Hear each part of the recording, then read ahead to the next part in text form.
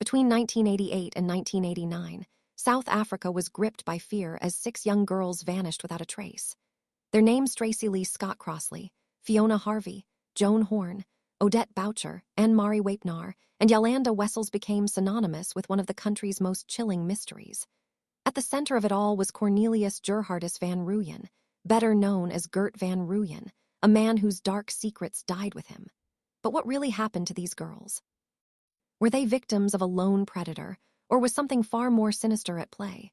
I'm Sarah Mitchell, and today we're diving deep into the Van Rooyen case, a story of loss, speculation, and unanswered questions that still haunt South Africa.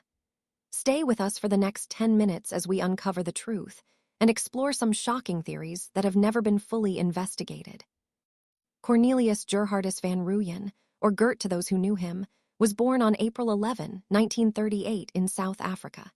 To the outside world, he was a family man, a father of 6, and a successful contractor running a building business with his brothers. But beneath this facade was a man with a troubling past. In 1954, at just 16, Gert stole a car to visit his dying mother, landing him in reform school. By 1960, he was convicted again for stealing car parts and clothing. These petty crimes were just the beginning. In 1979, Gert's darkness came into full view when he abducted 2 girls, aged 10 and 13, near Hartbeespoort Dam. He assaulted them, then released them the next day. Convicted of abduction and sexual assault, he served only 3 years of a 4-year sentence. This leniency would have devastating consequences. After his release, Gert's life seemed to stabilize. He married twice, raised children, and continued his construction work. But by 1988, he had a new partner, Joey Harhoff, a woman who would become his accomplice in one of South Africa's most notorious crime sprees. Together, they would target vulnerable girls, luring them with promises of safety, only to leave families shattered and a nation on edge. Let's walk through the timeline of the disappearances, starting in 1988. On August 1, 14-year-old Tracy Lee Scott Crossley vanished from Randburg near Johannesburg. Witnesses saw her climbing into a Volkswagen Beetle outside Cresta shopping mall. A massive search ensued, but Tracy Lee was gone. Her brother, Mark, who declined to join her that day, was left with lifelong guilt.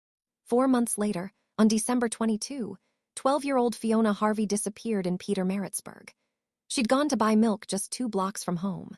Witnesses reported seeing a man matching Gert's description and his white Ford pickup nearby. Fiona's family, led by her father, John Harvey, never stopped searching. Even as hope faded in June 1989, 12-year-old Joan Horn vanished in Pretoria. She was last seen near a shop, approached by a woman in a white pickup truck offering money for directions. That woman, we now know, was likely Joey Harhoff. On September 22, 1989, Odette Boucher and Anne-Marie Waipnar, both aged 11 and 12, disappeared together from Kempton Park. They were best friends, last seen walking home from school. Finally, on November 3, 1989, 13-year-old Yolanda Wessels, Joey's own niece, went missing. The betrayal was unthinkable. Each case followed a chilling pattern. Young girls, aged 11 to 14, taken in broad daylight, often near shops or malls. Gert and Joey used a mix of charm and deception, with Joey playing a key role in gaining the girls' trust. But where were they taken? And why were their bodies never found? The case broke open on January 11, 1990, when 16-year-old Joan Buigsen was abducted from Church Square in Pretoria. Unlike the others, Joan escaped. Handcuffed, drugged, and assaulted, she was locked in a cupboard at Gert's home on Malherbe Street. Mistaking her for a younger girl due to her small stature, Gert and Joey underestimated her. Joan managed to break free, alerting the police.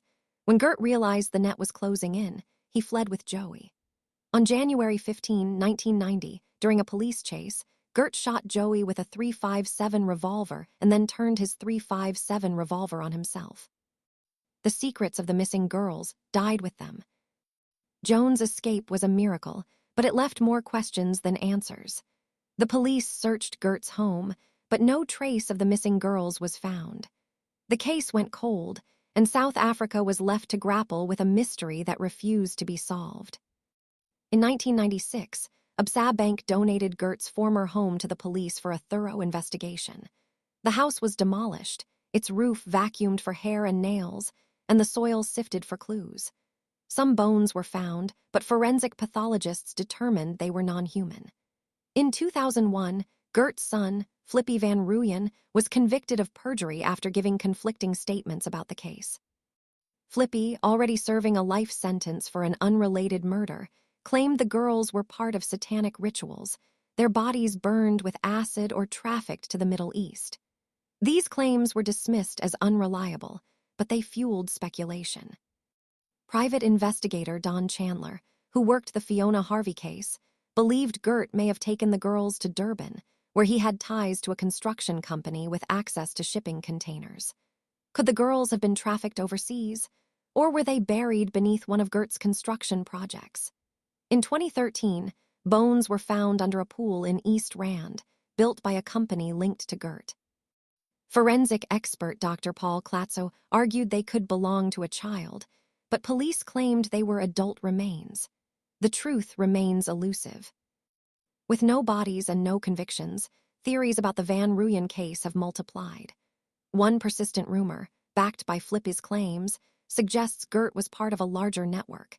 In 2016, a woman named Linda Botha, living in England, contacted the South Coast Herald with a chilling story. As a 12-year-old in Durban in 1976, she was nearly abducted by a man named Tim, who worked with Gert's construction company.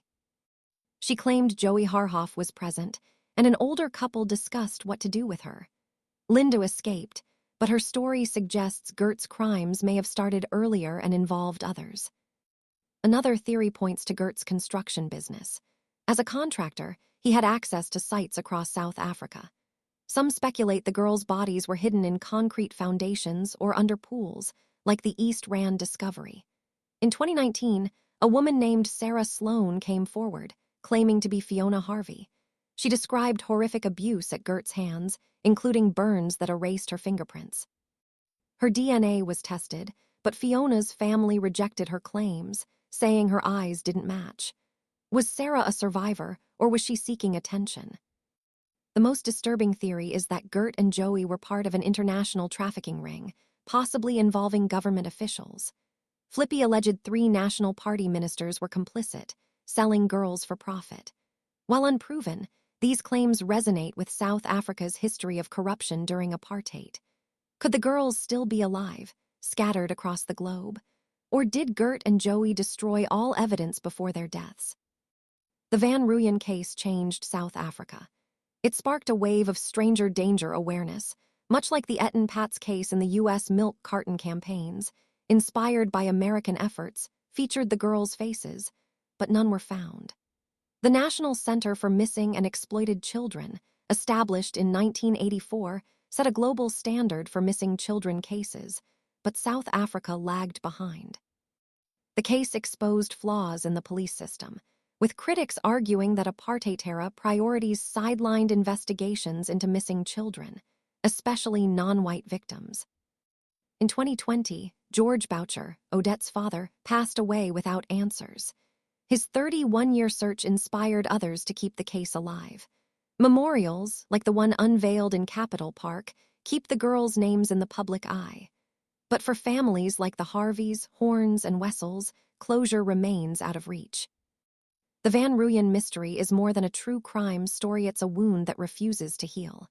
Were Tracy Lee, Fiona, Joan, Odette, Anne-Marie, and Yolanda victims of a lone predator, or were they caught in a web of corruption and trafficking? As we mark 35 years since their disappearances, we owe it to their families to keep their stories alive. Drop a comment below, where do you think the bodies might be? Subscribe if you want to see more deep dives into true crime mysteries, and hit that notification bell so you never miss an update. I'm Sarah Mitchell, and this has been the Van Rooyen Mystery. Until next time, stay safe.